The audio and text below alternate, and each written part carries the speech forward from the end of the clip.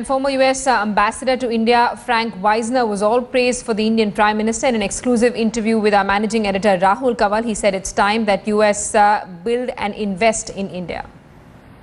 Give us your sense on the big takeaways and your big takeaway from what the Prime Minister said, sir.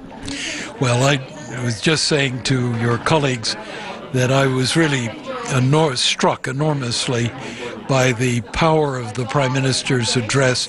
He's speaking as an Indian Prime Minister in an Indian idiom, in a manner that's very clear about where he wants to take India and how he wants the United States to understand India, how he wants the United States to understand India's priorities, and how we can structure our relationship in the light of what he has set out.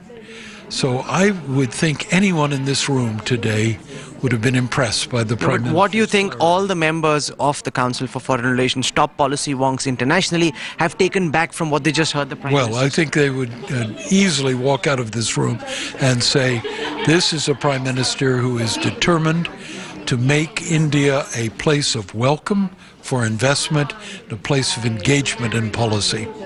Given what the American companies told the Prime Minister, do you think the Prime Minister has done enough? Because they spoke of two things, continuity and predictability in government policy. Do you think the Prime Minister is doing enough to assuage American concerns on those two fronts? Well, I think there are two things. First, I believe it's really important to create an equation so people believe they can trust the Prime Minister and through him the government to deliver, to remove the obstacles to investment that afflict Indians just as much as they affect Americans. And I think the Prime Minister sent that signal today. Now, then it will be down to the specifics. How do you get predictability in government regulation? How do you make taxation less arbitrary? How do you protect intellectual property?